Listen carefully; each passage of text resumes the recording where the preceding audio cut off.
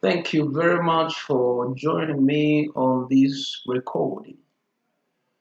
Today we want to focus on our seventh session in our management studies, that is management and leadership. Management and leadership. We shall look at the concept of management and leadership, try to understand what leadership is about in the corporate world. We shall look at the theories of leadership, the styles of leadership, leadership in modern organizations, and we shall also look at the term delegation. Allow me to start with my key thoughts. I want to make a submission to us that we have got an acute shortage of leaders in the corporate world. We need leaders in management positions. While that might be true that we do not have enough leaders, the world is in their need. The companies out there are waiting for refined leadership to help them to turn around their fortunes. I think the question is, what would happen if the corporate world has followers in management positions? I would like to leave that question for you to answer. I'd like to progress to discuss what leadership is all about. Leadership has got so many descriptions, but in our class we shall be able to agree that leadership is the activity of influencing people to strive willingly to attain group objectives, to strive willingly for group objectives. Leadership and management sound as if they are the same words, but these words are distinct, that the two words are not the same. In our introductory thought, and I'm going to make further distinctions later on, we see that management is about coping with complexity, but leadership is about dealing with change. Management can be exercised on anything other than mind, but in leadership, man becomes the subject of discussion. Venice looks at a manager as an administrator, someone who looks after the affairs of another. But a leader is a visionary, someone who would like to take us somewhere new. The manager does things right, but the leader does the right thing. I'd like to leave that homework for you. The manager does things right, but the leader does the right thing. Could there be a difference there? I leave that one as a homework for our management students. You do some bit of research, please.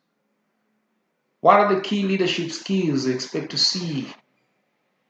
Number one, leaders should be able to take risks on behalf of the organization. Leaders should be able to take risks on behalf of the organization. Without risks, there can be no meaningful progress. Without risks,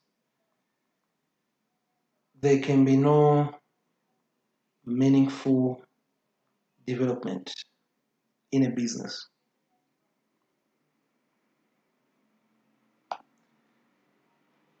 We have got what we call interpersonal skills, and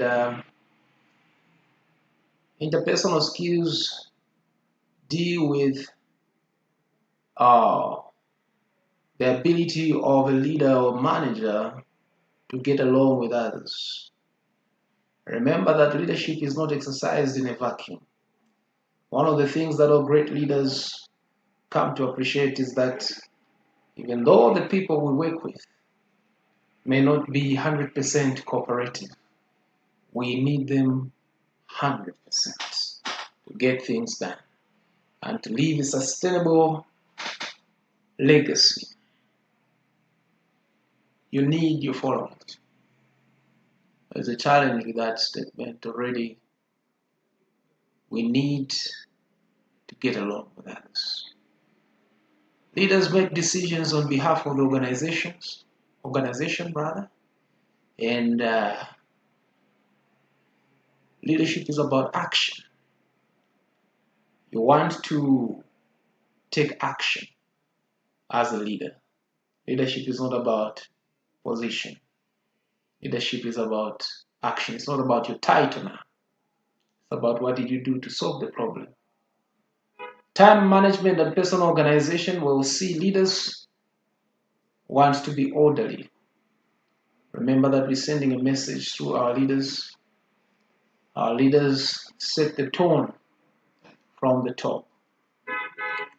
Self-development skills, because everybody has got weaknesses, and of course, when you deal with weaknesses, you want to get yourself or engage yourself into some self-development program so that you can improve yourself, become a better person tomorrow.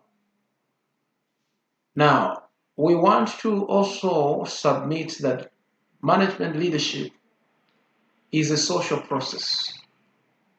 In this social process, the manager will constantly find themselves emphasizing the importance of work. They'll find themselves creating an atmosphere of trust. They must encourage initiative and endeavor to impart hope in their followers or subordinates, in their workers, in their colleagues at work. I want us to progress. Warren Bennis discusses leadership in the following style. He suggests that management must project attention to followers for them to lead. Management of attention, it is called. It is a compelling cause of vision to give focus to what it is that you want to achieve. See also that the manager does what we call management of meaning, which is the ability to communicate expected behavior, expected results, expected targets to be met. These must be clearly done. The communication rather must be clear for the subordinates to follow through. Management of trust, in this case, one suggests that when you stand up as a leader to speak, can your subordinates follow what you say? They are going to do that. That means that you've been consistent in the past and you've been honest with them. You need to be honest with yourself.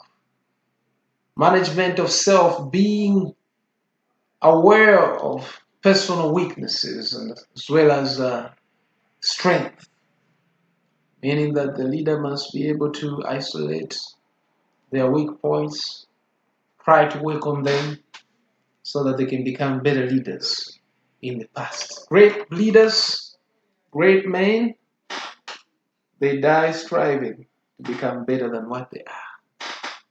And that's the kind of person that you want to become. Let us look at the theories surrounding leadership. We have got what we call trait theories, which suggest that leaders are born rather than made. We have got behavior theories. Of course, these depend on the behavior of particular individuals. We have got style theories, which is based on management style of leadership. And of course, in this case, it's saying that the leadership style will depend on the management style adapted. We have got contingency theories. And of course, these theories suggest that there's no one way. There's no one shoe fits all type of leadership. The leadership adapted speaks to the kind of circumstances the manager is faced with. I want to start with trait quality theories. Here the argument is leaders are born rather than made. Common leadership traits include, and of course, we told through a research somebody undertook, these are the association, the following points are the associations of unique individuals in life. Number one, unique individuals do not shun from exercising judgment. Judgment in this case is your ability to isolate what is wrong from what is right. Then we have got initiative. Leaders, they believe in taking, new ways of doing things, encouraging new ideas, sharing these, trying to find the optimum position from which they could resolve a particular challenge in the workplace.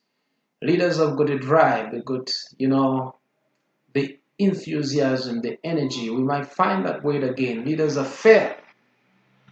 That means that leader is even-handed in the dispensation of justice, in the dispensation of disciplinary action, the allocation of benefits to their subordinates.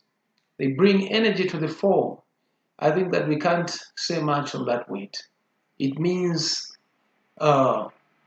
being animated to some extent, excited about something. Leaders bring human relations to the fore. They understand that uh, without others, they can't get things done. Remember, management is about getting things done through others. Leaders are ambitious. They want to achieve something. They've got a goal. They're working towards what they want to do to achieve. Leaders have got emotional stability. They know that they have to make objective decisions. I would like to tie that one to the last point. They know that they must think soberly for them to make the right decisions. Leaders have got integrity. They believe that they have to be honest and straightforward. They believe that they have to say what they do and do that which they say. Leaders are decisive. That means that they don't suffer from indecision. That means that they are willing to take action. Leaders are dedicated. That means that they are committed to whatever they do. Leaders are cooperative individuals. That also speaks to human relation. They know that without cooperation, there is no social arrangement that can go very far. Leaders have good foresight. They're able to see beyond what others can see. They're able to predict challenges that comes with pursuing a certain goal. Leaders are reliable, they can be depended upon. And of course, leaders are objective, means that they don't allow their, bias or other people's bias to influence their decision. Down to earth. These are the association of men and women who have made good leaders in this life. Now we turn to behavior theories. Breck and Moulton Managerial Grid discusses, of course, managers that we may find in an institution. We have got number one, a manager who has got high concern for people and low concern for production, 1.9. There's another one who has got low concern for production and low concern for people. We need to fire such kind of a manager. We have got a manager who has got high concern uh, for production and low concern uh, for people. I guess this case can be helped because here we may have demotivation. And then finally, we have got a manager who can achieve both high production as well as high concern for his friends. And this is the ideal position. And then in the middle here, we have got the mediocre type of manager who has got maximum potential, knows what is right to be done, but does not do it. All right, let us proceed. The above theory looks at leadership behavior with regard to concern for production as well as concern for people. I would like to urge you to write what I had on the other slide. What I mean is this slide. Write it as I'm explaining this next slide. So concern for people and concern for production.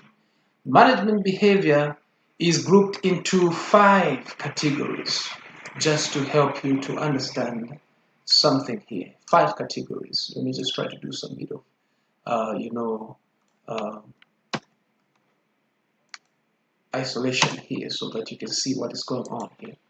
Okay, we have got the impoverished manager. This type of manager, who should be fired as soon as yesterday, has got no concern for production, but he also does not have concern for people. Okay, if we hold on to this type of leadership or manager, we are going to lose out. We have got the country crab. This is mediocre type of leadership. This is a person who knows what it is that is right to be done, but does not do it. We have got the task manager.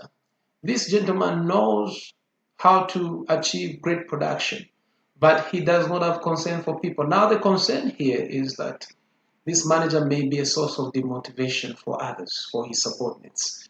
We have got the dampened pendulum. Did I mention that? Okay. All right. Country club means concern for people. I get back briefly, but no concern for production. Again, this case may not be helped. The country club has got, the dampened manager is a mediocre type of manager who has got concern. So I guess I interchange the two. So this is a guy who has got maximum production, maximum potential, but he doesn't use all of it. On the other side, the country crab is a weak type of manager who has got concern for people, but no concern for production. And then we have got the team manager. So this team manager now, he achieves the last point there. He achieves both high productivity as well as high concern for his subordinates. I want to say again that the world is in dire need, acute need of leaders. Most of the people we see in management positions are not leaders. The criticism of this particular model is that in a place where there is increased usage of machines, the concern for people might be low. The theory is not absolute, but simply a startup analytical tool. So managers or companies must not use this particular model in isolation. We also see that this type of model ignores organizational factors such as culture. For in some institutions and organizations, the task manager might be an ideal type of a manager. Leadership continuum, and I want to issue an alert here because you might be examined on this. Tony Baum and Skill suggest that leadership progresses from authoritative style to democratic style. A leader will initially tell in his decision-making processes. He will tell initially because he might be faced with unskilled labor. And then as he progresses, he'll begin to tell and sell. Now, he tells and sells. The word sell there means communicate for buying so that people can buy into your decision. He then tells and talks, and there comes dialogue. He allows others to make contributions to the decisions that he's going to make. He consults. So here, before he implements a decision, he gets other people's views. He involves. He just don't get their views, but he also gives them part of the tasks to implement whenever he wants to implement his decisions. He may delegate, okay? At the later stage, he delegates authority to his subordinates so that they can implement, let's say, even 70% of the decisions that are supposed to be implemented. And then he abdicates. In this situation, he leaves everything. And of course, this is a queer type of leader who leaves everything to the subordinates. The Ashford Management College model discusses following.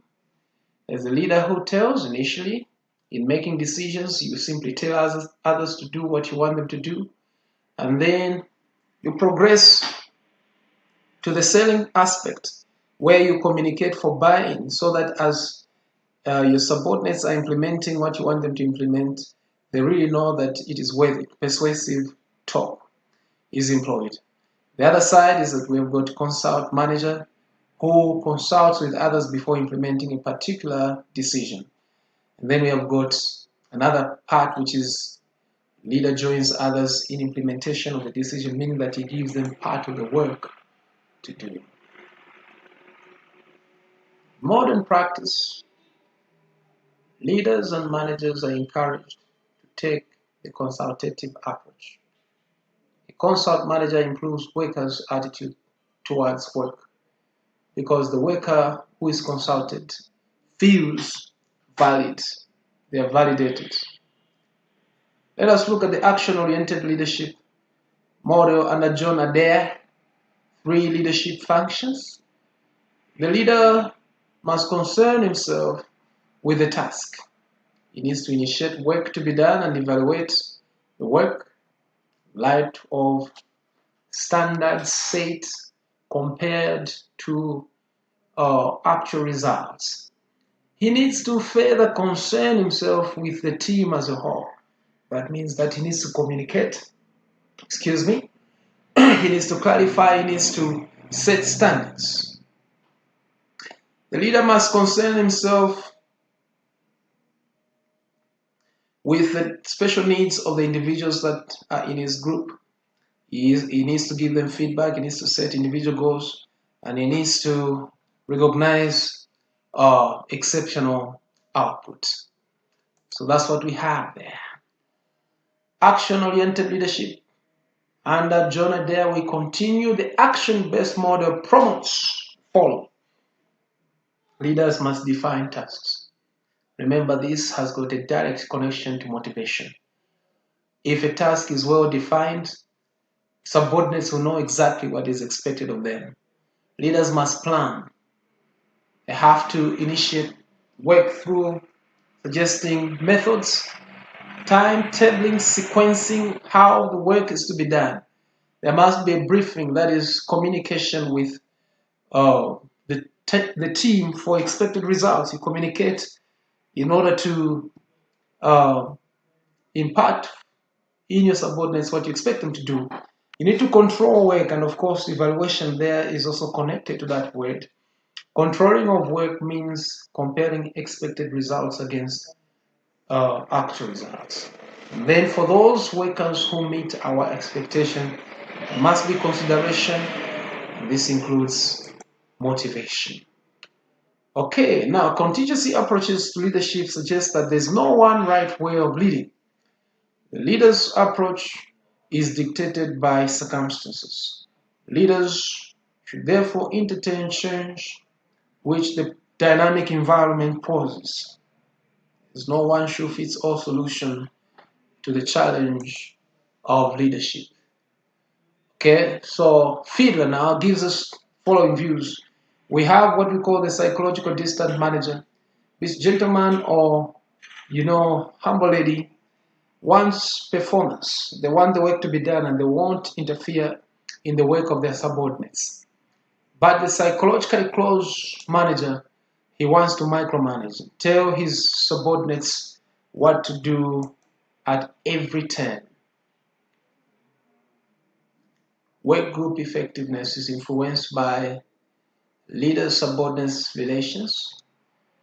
That is, there must be a healthy relationship between the leader and their subordinates. Structures must be well defined. And of course, we need to know who is to do what exactly they ought to do. Leaders' power in relation to the team must be ascertained. Authority, which is enough, must be assigned to leaders and managers so that they can meet their objectives. Again, the modern organization, pervasive is the following. Following must be appreciated. you need to pay attention to the issue of the emotional or social aspect of your work, because today's world, with the human rights that we have, workers or employees don't like to be talked down. Team leadership, the ability to get the team to solve the problem, is also being appreciated. There is no one who has got monopoly over wisdom. We must all share um, wisdom so that we can bring about the solution to the challenges that we have. And then moral leadership, in this case, leadership actions must be founded on sound moral principles, in the sense that followers who are likely to listen to a leader who is morally upright and who does what they say and say what they do than a crook. I want to end with delegation, and I wanted to just mention the following key terms, try to explain them one at a time. Authority means the right to do something. Power means the ability to do something. The two words are not the same. One can have power without authority. Delegation means act of handing down authority from a higher rank to a lower rank. Accountability simply means the state of being answerable. It is indeed the quality of, being answerable, acting in a specific way. Responsibility means a liability of a person to discharge certain duties. Okay, now what are the merits of delegation in a, uh, standing organization? Number one, we see that delegation can free, managers to focus on working on the company instead of in a company. So best usage of time can be derived, and we already know that managers have got limited time, so delegation will be necessary for them to make good usage of the limited time they have.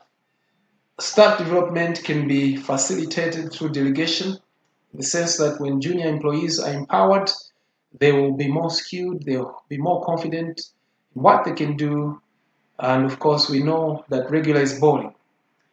Better exploitation of specialist skills, so delegation.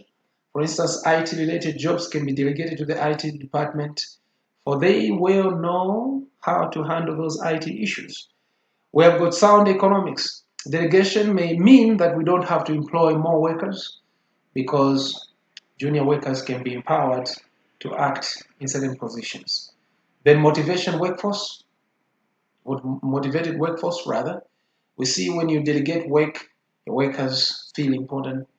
Her self-esteem is enhanced, and they would like to do more, perhaps not so in certain parts of the world.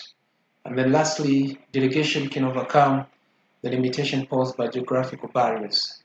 So in the event that we have to do some work at the branch, we can simply delegate those tasks to the branch manager. Delegation comes with its own challenges, and that includes compromise output from the subordinate. Standardization is highly undermined under delegation because of the fact that the person who has been given delegated authority is training on the job in most cases, is on job training. We have got shared accountability. If the subordinate fails, the person who delegated the work to them, fail with them. And then we have got shared glory. If the subordinate succeeds, of course, this is on the part of the supervisors. Subordinate succeeds, then we see that there will be the supervisors may be put in bad light. I want to end with empowerment, and it's a process of making workers responsible for achieving work objectives, giving them autonomy to make decisions on how objectives are to be achieved. The implications of this is that organizations may have lower management hierarchies. This is derailing, and there be need to appreciate flexibility, and of course, technology can help us to achieve greater empowerment. Empowerment requires a change in organization culture. Thank you very much for listening to this particular recorded lecture. We need leaders in management positions, and I guess in other areas of life. Thank you. I want you to take some time to attempt that question there, and I know that you can do it. Thank you very much.